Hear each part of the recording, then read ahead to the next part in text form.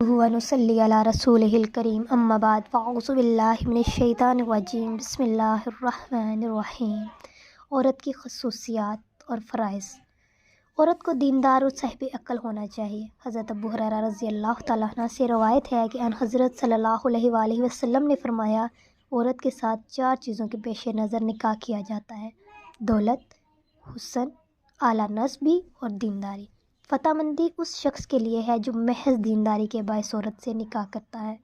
ان حضرت صلی اللہ علیہ وآلہ وسلم کا ارشاد ہے کہ جو عورت دیندار ہوتی ہے وہ اپنے شوہر کی مدد کرتی ہے، تھوڑی شے پر قانع ہوتی ہے۔ اس کے برعکس بے دین عورتیں شوہر کو گناہ اور غم میں مبتلا رکھتی ہیں۔ ایسی عورتوں سے وہی بچتا ہے جسے اللہ محفوظ رکھے۔ عورت کا فرض۔ اللہ تعالیٰ کا ارشاد ہے، جب تم اپنی عورتوں سے ہم بستری کرو تو ان سے وہ چیز طلب کرو جو اللہ تعالیٰ نے تمہارے لیے مقرر کی، یعنی اولاد۔ یہی نیت عورت کی بھی ہونی چاہیے۔ اس کے لیے نکاح کا مقصد اولاد حاصل کرنا ہو۔ عورت کے لیے ثواب عظیم یہی ہے کہ وہ زنا سے بچے اور اللہ سے ہمیشہ یہی چاہے کہ شوہر کے ساتھ ہر دکھ درد میں شریک رہے، حمل اور جننے کی تکلیف صبر کے ساتھ برداشت کرے، اولاد کو اچھی تربیت دے۔ زیاد بن میمون رضی اللہ تعالیٰ عنہ نے حضرت انس بن مالک رضی اللہ عنہ سے روایت کی کہ مدینہ شریف میں مولا نامی ایک عورت عطر فروشی کا کام کرتی تھی۔ اس نے حضرت عائشہ رضی اللہ تعالیٰ عنہ کی خدمت میں عرض کیا، میں ہر رات بنو سگار کر کے بدن پر عطر لگاتی اور پہلی رات کی طرح دلہن کی طرح بن جاتی۔ جب میرا شوہر اپنی خوابگاہ میں آتا تو میں اس کے بستر پر چلی جاتی ہوں تاکہ اللہ کی خوشنودی حاصل کروں، مگر میرا شوہر میری طرف سے منہ پھیر لیتا ہے، گویا وہ مجھے اپنا دشمن سمجھتا ہے۔ حضرت عائشہ رضی اللہ تعالیٰ عنہ نے فرمایا، ان حضرت صلی اللہ علیہ وآلہ وسلم کے آنے تک یہیں بیٹھی رہو۔ جب ان حضرت تشریف لائے تو آتے ہی پوچھا، یہ خوشبو کیسی ہے؟ شاید مولا آئی ہے اور تم نے اس سے کچھ خریدا ہے۔ حضرت عائشہ رضی اللہ تعالیٰ نے عرض کیا کہ میں نے اس سے کچھ خریدا نہیں ہے۔ تب مولا نے وہی مقصد دہرایا، جسے سن کر ان حضرت صلی اللہ علیہ وآلہ وسلم نے مولا سے کہا، جا اور اپنے شوہر کی فرمانبرداری کر، جو کچھ وہ کہے اسے سن۔ وہ کہنے لگی، یا حضرت صلی اللہ علیہ وآلہ وسلم، مجھے اس کا کچھ ثواب ملے گا؟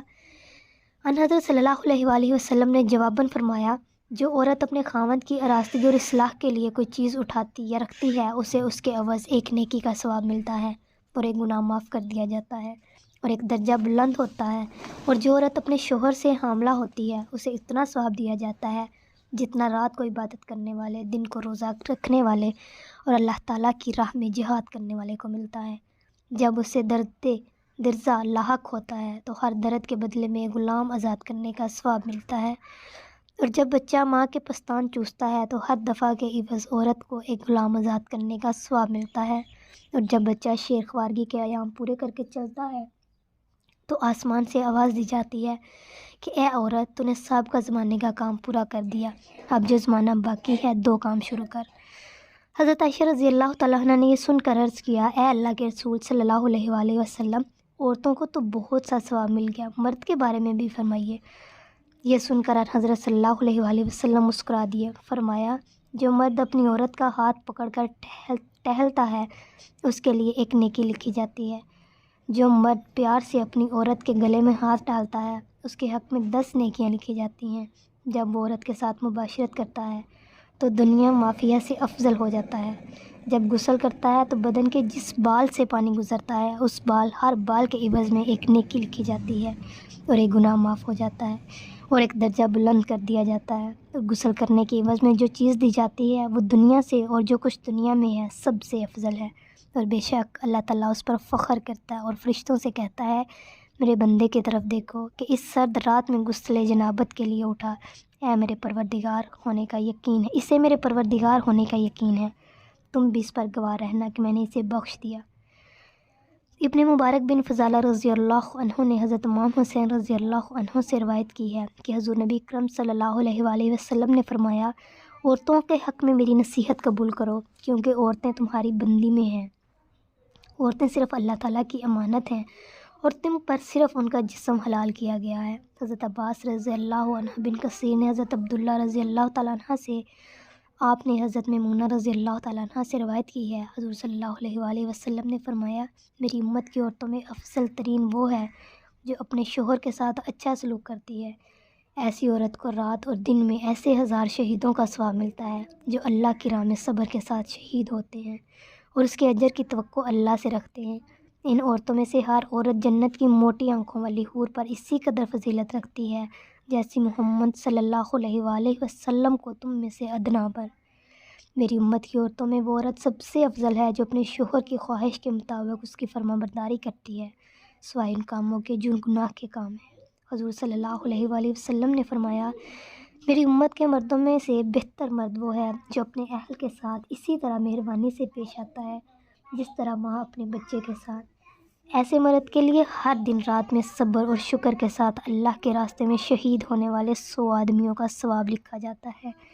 چنانچہ حضرت عمر بن خطاب رضی اللہ عنہ نے عرض کیا، اللہ کے رسول صلی اللہ علیہ وآلہ وسلم، عورت کو تو 1000 شہیدوں کا ثواب ملے گا اور مرد کو 100 شہیدوں کا، یہ کیوں؟ ان حضرت صلی اللہ علیہ وآلہ وسلم نے فرمایا، تمہیں معلوم نہیں عورت کے ذریعے مرد کو زیادہ ثواب ہوتا ہے۔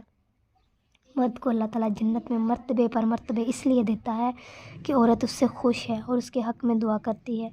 تجھے معلوم ہے کہ اللہ تعالیٰ کے نزدیک شرک کے بعد سب سے بڑا گناہ بیوی کا شوہر کی نافرمانی کرنا ہے، لہٰذا تم خبردار رہو، اللہ سے ڈرتے رہو کہ وہ تم مردوں سے ان 2 نادانوں کے بارے میں پوچھے گا، ایک ناتواں تو یتیم ہے اور دوسری بیوی۔ جو شخص ان دونوں کے ساتھ نیکی اور بھلائی کرتا ہے وہ اللہ کے قریب پہنچتا ہے اور ان کے ساتھ بدی کرنے والا اللہ کے قہر کا شکار ہوگا۔ نیز فرمایا، شوہر کا حق ایسا ہی ہے جیسا تم پر میرا حق، میرے حق کو ضائع کرنے والا اللہ کے حق کو ضائع کرنے والا ہے اور اللہ کے حق کو ضائع کرنے والا غضب الہی کا مستحق ہے اور وہ دوزخ میں ڈالا جائے گا۔ حضرت ابی جعفر بن محمد بن علی رضی اللہ عنہ فرماتے ہیں، جابر بن عبداللہ رضی اللہ عنہ نے کہا کہ ایک بار میں اور کئی دوسرے آدمی اللہ کے رسول صلی اللہ علیہ وآلہ وسلم کی خدمت میں حاضر تھے کہ ایک عورت آئی اور اسلام عرض کر کے گویا ہوئی، اے اللہ کے رسول صلی اللہ علیہ وآلہ وسلم، یہاں سے کافی دور جن کی طرف سے میں ایلچی بن کر آئی ہوں ان کی طرف سے یہ پیغام لائی ہوں کہ مردوں اور عورتوں کا رب اللہ ہے، مردوں اور عورتوں کا باپ آدم علیہ السلام ہے اور ان کی اماں حوا ہے۔ جب مرد اللہ کی راہ میں جہاد کے لیے نکلتے ہیں اور قتل کیے جاتے ہیں تو اللہ کے پاس بھی زندہ رہتے ہیں، وہاں انہیں روزی دی جاتی ہے، اگر لڑائی میں زخمی ہوتے ہیں تو انہیں ویسا ہی اجر ملتا ہے جو آپ صلی اللہ علیہ وآلہ وسلم نے فرمایا ہے، اور ہم جب ان کی خدمت کرتی ہیں تو کیا ہمارے لیے بھی کوئی اجر ہے؟ ان حضرت صلی اللہ علیہ وآلہ وسلم نے فرمایا، ان عورتوں سے کہہ دو کہ ان کے لیے بھی اجر ہے، وہ اس طرح کہ تم اپنے شوہروں کی فرما برداری کرتے رہو، ان کے حقوق کی نگہداشت کرتی رہو، ان باتوں کے عوض تمہیں بھی مردوں کے برابر ثواب ملے گا، مگر تم میں بہت کم عورتیں ہیں جو ایسا کرتی ہیں۔ حضرت ثابت رضی اللہ تعالیٰ عنہ نے حضرت انس رضی اللہ تعالیٰ عنہ سے روایت کی ہے کہ عورتوں نے مجھے ان حضرت صلی اللہ علیہ وآلہ وسلم کی خدمت میں بھیجا، چنانچہ میں نے عورتوں کی طرف سے حضور صلی اللہ علیہ وآلہ وسلم کی خدمت میں عرض کیا، اے اللہ کے رسول صلی اللہ علیہ وآلہ وسلم، مرد تو مصیبت اور جہاد کے ثواب کی وجہ سے عورتوں سے بڑھ گئے، کیا عورتوں کے لیے بھی کوئی ایسا کام ہے کہ وہ بھی اس کے طفیل غازیوں کے برابر ثواب حاصل کر سکیں؟ ان حضرت صلی اللہ علیہ وآلہ وسلم نے فرمایا، عورتوں کا اپنے گھر کی خدمت کرنا غازیوں ہی کے ثواب کے برابر ہے۔ حضرت عمران بن حسین رضی اللہ عنہ فرماتے ہیں کہ ان حضرت صلی اللہ علیہ وآلہ وسلم سے دریافت کیا گیا کہ کیا عورتوں کو بھی جہاد کرنا چاہیے؟ آپ صلی اللہ علیہ وآلہ وسلم نے فرمایا، عورتوں کا غیرت کرنا جہاد کے برابر ہے، یعنی ان کا اپنے نفس سے جہاد کرنا، پس اگر وہ صبر کریں تو جہاد کرنے والی ہیں اور راضی ہوں کہ جہاد کے لیے تیاری کرنے والی ہیں اور ان کے لیے ثواب ہے، لہٰذا عورت اور مرد دونوں کو مناسب ہے کہ وہ ثواب ملنے پر اعتقاد رکھیں، نکاح اور جمع کرنے اور امر حق کے بجا لانے پر ویسا ہی عمل کریں جیسا ان پر واجب ہے۔ اللہ تعالیٰ فرماتا ہے، جب تک عورت اور مرد دونوں اللہ تعالیٰ کے فرما بردار ہیں، عورتوں کا مردوں پر وہی حق ہے جو مردوں کا عورتوں پر ہے، اور عورت کو اس بات پر اعتقاد رکھنا چاہیے اس کے لیے اپنے نفس سے جہاد کرنا کافروں سے جہاد کرنے سے افضل ہے۔ اللہ کے آخری رسول صلی اللہ علیہ وآلہ وسلم نے فرمایا، جس کی بیوی نہ ہو وہ فقیر ہے، فقیر ہے، فقیر ہے۔ آپ صلی اللہ علیہ وآلہ وسلم نے 3 مرتبہ یہ الفاظ فرمائے۔ لوگوں نے عرض کیا، اے اللہ کے رسول صلی اللہ علیہ وآلہ وسلم، خواہ وہ دولت مند ہی ہو؟ آپ صلی اللہ علیہ وآلہ وسلم نے جواب دیا، ہاں، اگر اس کی بیوی نہیں تو وہ فقیر ہے۔ اس کے بعد ارشاد ہوا، جو عورتیں شوہر نہیں رکھتی وہ مسکینہ ہیں، مسکینہ ہیں، مسکینہ ہیں۔ آپ صلی اللہ علیہ وآلہ وسلم نے 3 مرتبہ یہ الفاظ دہرائے۔ لوگوں نے عرض کیا، اے اللہ کے رسول صلی اللہ علیہ وآلہ وسلم، خواہ وہ مالدار اور تو نگر ہی ہو، آپ صلی اللہ علیہ وسلم نے فرمایا خواہ وہ مالدار ہو مگر شوہر کے بغیر مسکین نہ ہے۔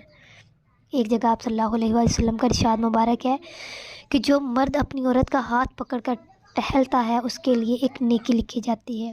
دوسری جگہ ارشاد مبارک کا ہے کہ شوہر کی آغوش اور قبر کے علاوہ کوئی شے عورت کے لیے افضل نہیں، اور ہر مسلمان کو یاد رکھنا چاہیے کہ اسلام میں پردے کی سخت تاکید فرمائی گئی ہے۔